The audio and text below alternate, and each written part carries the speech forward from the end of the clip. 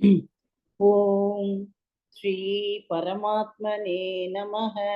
श्रीमद्भगवत गीता अथ त्रयोदशोऽध्यायः। क्षेत्र क्षेत्रज्ञ विभाग योगः। श्री भगवानुवाच इदं शरीरं कौन्तेय क्षेत्रमित्यभिधीयते एतद्यो वेति तं प्राहुः क्षेत्रज्ञ इति तत्वितः। क्षेत्रज्ञं चापि मां विद्धि सर्वक्षेत्रेषु भारत। क्षेत्रज्ञयोः ज्ञानं यत्तज्ज्ञानं मदं मम तत्क्षेत्रै यच्च व्यातृक् च यत्विकारि यदश्च यत् स च यो यत्प्रभावश्च तत्समासेन मे शृणु। ऋषिभिर्बहुधा गीतं छन्दोभिर्विविधैः पृथक् ब्रह्मसूत्रपदैश्चैव हेतुमद्भिर्विनिश्चितैः। महाभूतान्यहङ्कारः बुद्धिरव्यक्तमेव च इन्द्रियाणि दशैकञ्च पञ्चचेन्द्रियगोचराः। इच्छा द्वेषः सुखं दुःखं सङ्घातश्चेतना धृतिः। एतत् क्षेत्रं समासेन सविकारमुदाहृतम्।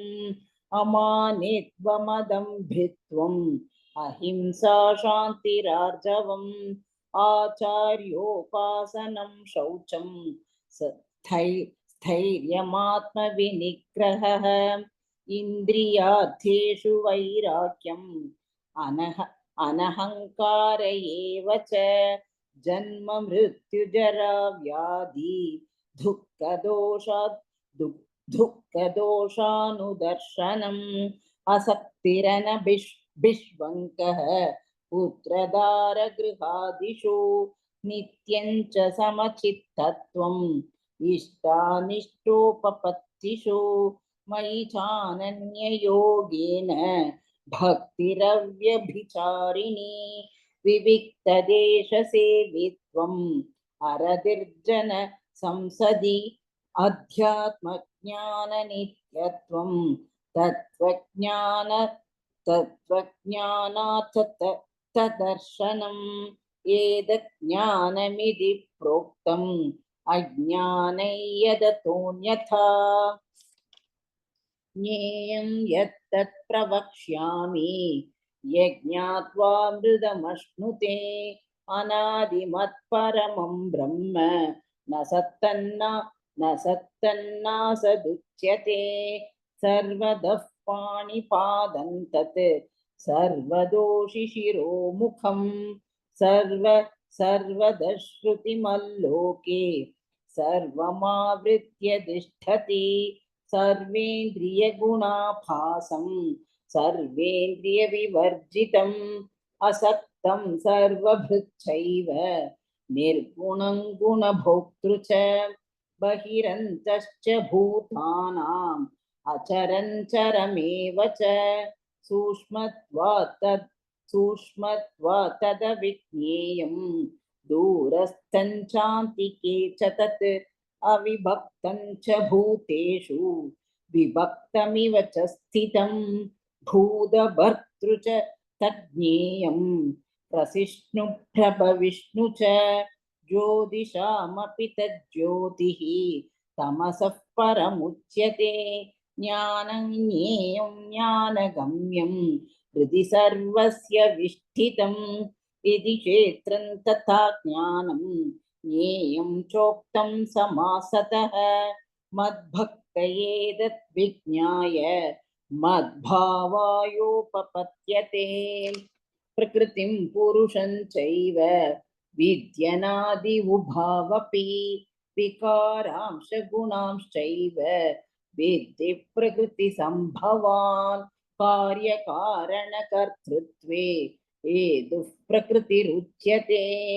पुरुषः सुखदुःखानां भोक्तृत्वे हेतुरुच्यते पुरुषः प्रकृतिस्थो हि भुङ्क्ते प्रकृतिजान् गुणान् कारणं गुणसङ्गोऽस्य सदसत्योनिजन्मसु उपद्रष्टानुमन्ता च भर्ता भोक्ता महेश्वरः परमात्मेति चाप्युक्तः ते येऽस्मिन् पुरुषः परः य एवौ वेत्ति पुरुषं प्रकृतिं च गुणैः सह सर्वथा सर्वतमानोऽपि न स भूयोऽभिजायते ध्यानेनात्मनि पश्यन्ति केचिदात्मानमात्मनाम् अन्ये साङ्ख्येन योगेन कर्मयोगेन चापरे अन्ये त्वेवमजानन्तः श्रुत्वान्येभ्य उपासते तेऽपि चादितरन्त्येव मृत्युं श्रुतिपरायणाः यावत् सञ्जायते किञ्चित् सत्त्वं स्थावरजङ्गमं क्षेत्रक्षेत्रज्ञसंयोगात् तद्विद्धि भरतर्षभ समं सर्वेषु भूतेषु तिष्ठन्तं परमेश्वरं विनश्यत्सव विनश्यन्तं यः पश्यति च पश्यति समं पश्यन् हि सर्वत्र समवस्थितमीश्वरं न हि नस्त्यात्मनात्मानं ततो याति परां गतिं प्रकृत्यैव च कर्माणि क्रियमाणानि सर्वशः यः पश्यति तथात्मानम् अकर्तारं स पश्यति यथा भूतपृथक् भावम् एकस्थमनुपश्यति तत एव च विस्तारं ब्रह्म सम्पद्यते तथा अनादित्वान् निर्गुणत्वात् परमात्मायमव्ययः शरीरस्थोऽपि कौन्तेय न करोति न लिप्यते यथा सर्वगतं संस्यात् आकाशन्नोपलिप्यते सर्वत्रावस्थितो देहे तथात्मानोपलिप्यते यथा प्रकाशयत्येकः कृत्स्नल्लोकमिमं रविः क्षेत्रं चेत्री तथा कृत्स्नं प्रकाशयति भारत क्षेत्रक्षेत्रज्ञयोरेवम् अन्तरज्ञानचक्षुषा भूतप्रकृतिमोक्षं च ये विदुर्यान्ति ते परम् ॐ तत्सदिति श्रीमद्भगवद्गीतासु उपनिषत्सु ब्रह्मविद्यायां योगशास्त्रे श्रीकृष्णार्जुनसंवादे क्षेत्रक्षेत्रज्ञविभागयोगो नाम त्रयोदशोऽध्यायः। ॐ श्री परमात्मने नमः। अथ चतुर्दशोऽध्यायः गुणत्रयविभागयोगः।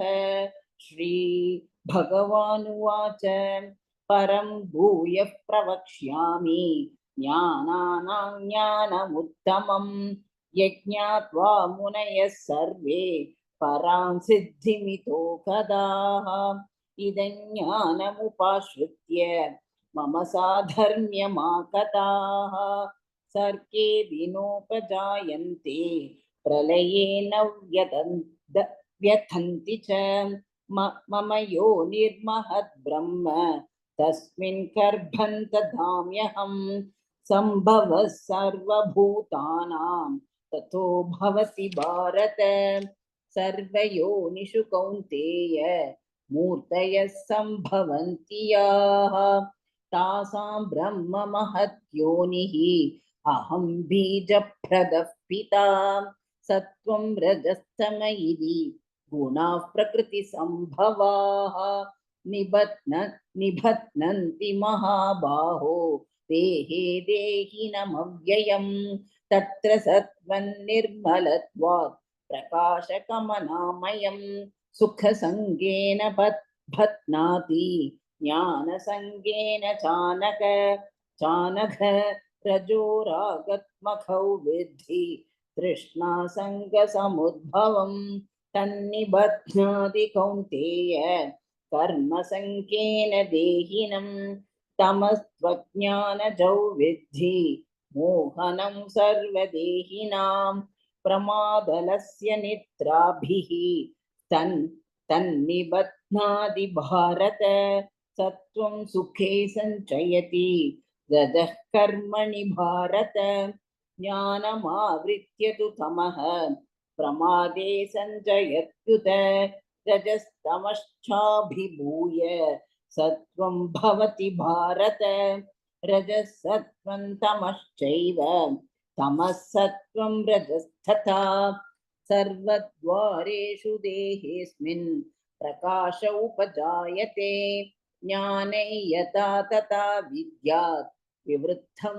सत्वमित्युत लोभः प्रवृत्तिरारम्भः कर्मणामशमस्पृहा रजस्येतानि जायन्ते विवृद्धे भरदर्षभ अप्रकाशो प्रवृत्तिश्च प्रमादो मोह एव च तमस्येतानि जायन्ते विवृद्धे कुरु नन्दन यदा सत्त्वे प्रवृद्धे तु प्रलययादिदेहभृत् ततोत्तमविदा लोकान् अमलान् प्रतिपद्यते रजसि प्रलयं गत्वा कर्मसङ्गिषु जायते तथा प्रलीनस्तमसि मूढयोनिषु जायते कर्मणः सुकृतस्यागुः सात्विकं निर्मलं फलं रजसस्तु फलं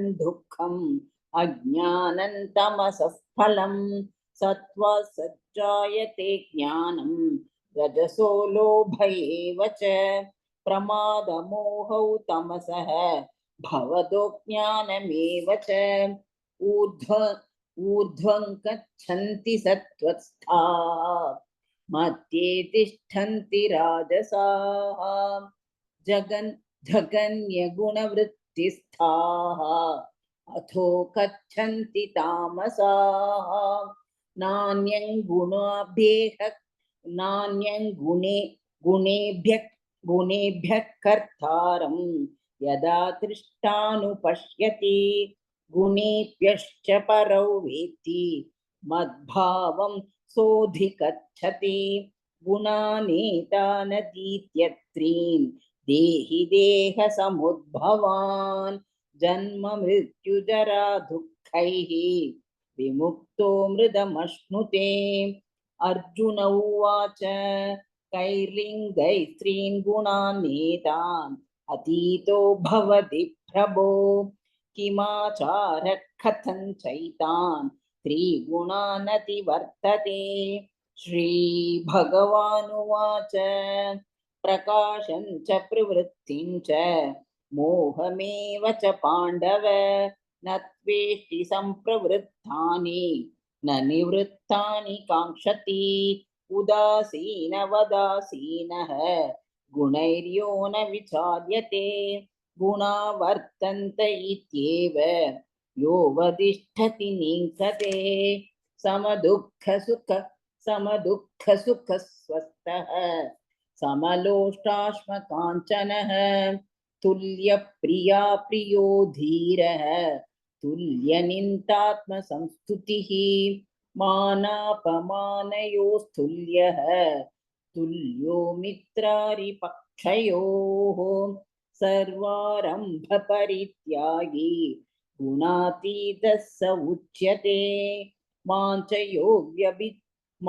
यो व्यभिचारेण भक्तियोगेन सेवते सगुणान् समतीत्यैतान् ब्रह्म भूयाय कल्पते ब्रह्मणो हि प्रतिष्ठाहम् अमृतस्य व्ययस्य च शाश्वतस्य च धर्मस्य सुखस्यैकान्तिकस्य च ॐ तत्सदिति श्रीमद्भगवद्गीतासु उपनिषत्सु ब्रह्मविद्यायां योगशास्त्रे श्रीकृष्णार्जुनसंवादे गुणत्रयविभागयोगो नाम चतुर्दशोऽध्यायः। ॐ श्री परमात्मने नमः। श्रीमद्भगवद्गीता अथ पञ्चदशोऽध्यायः। पुरुषोत्तमयोगः। श्रीभगवानुवाच ऊर्ध्वमूलमदः शाकम् अश्वत्थं प्राहुरव्ययम् छन्तांसि यस्य पर्णानि यस्तौ वेद स वेदवित्। अधश्चोर्ध्वं प्रसृता तस्य शाखाः गुणप्रवृत्ता विषयप्रवालाः। अधश्च मूलान्यनुसन्ततानि कर्मानुबन्धीनि मनुष्यलोके। न रूपमस्येक तथोपलभ्यते नान्तो न चादिर्न च सम्प्रतिष्ठा। अश्वत्थमेनं सुविरूढमूलम् अशङ्गशस्त्रेण दृढेन चित्वा ततः पतन्तः परिमार्गितव्यं यस्मिन् कदा न निवर्तन्ति भूयः। तमेव चात्यं पुरुषं प्रपद्ये यतः प्रवृत्तिः प्रसृता पुराणी।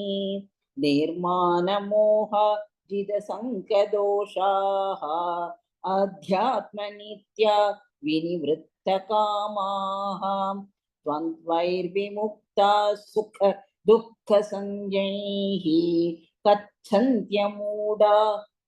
मूढाः पदमव्ययं तत्। न तत् भाषयते सूर्यः न शशाङ्को न पावकः यत्कत्वा न निवर्तन्ते तद्धाम परमं मम। ममैवांशो जीवलोके जीवभूतः सनातनः। षष्ठानीन्द्रियाणि प्रकृतिस्थानि कर्षति। शरीरै यदवाप्नोति यच्चाप्युत्क्रामतीश्वरः गृहीत्वैतानि संयाति वायुर्गन्धानि वाशयात्। श्रोत्रं चक्षुस्पर्शनं च रसनं घ्राणमेव च। अधिष्ठाय मनश्चायं विषयानुपसेवते उत्करामन्तं स्थितौ वापि भुज्ञानौ वा गुणान्वितं। विमूढानानुपश्यन्ते पश्यन्ति ज्ञानचक्षुषः यदन्तो योगिनश्चैनं पश्यन्त्यात्मन्यवस्थितं। यतन्तो व्यकृतात्मनः कृतात्मानः नैनं पश्यन्त्यचेतसः। यदादित्यकतं तेजः जगद्भासयतेऽखिलं यच्चन्द्रमसि यच्चाग्नौ तत्तेजो विद्धि मामकम्। कामाविश्य च भूतानि धारयाम्यह मोजसा पुष्णामि चौषधी सर्वाः सोमो भूत्वा रसात्मकः। अहं वैश्वानरो भूत्वा प्राणिनां देहमाश्रितः सर्वस्य चाहं हृदि सन्निविष्टः।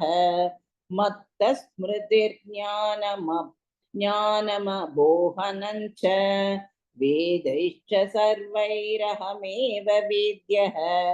वेदान्तकृत् वेदविदेव चाहम्। द्वाविमौ पुरुषौ लोके क्षरश्चाक्षर एव च। क्षरः सर्वाणि भूतानि कूटस्थोऽक्षर उच्यते। उत्तमः पुरुषस्त्वन्यः परमात्मेयुदाहृतः यो लोकत्रयमाविश्य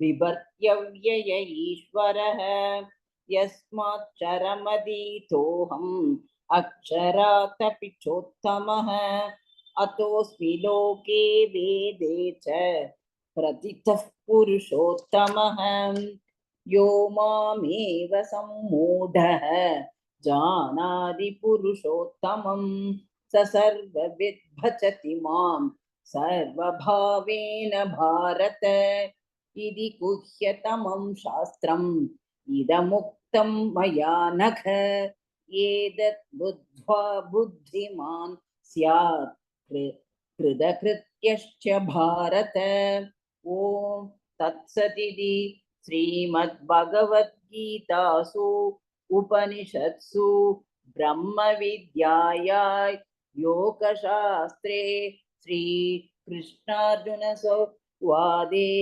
पुरुषोत्तमयोगो नाम पञ्चदशोऽध्यायः।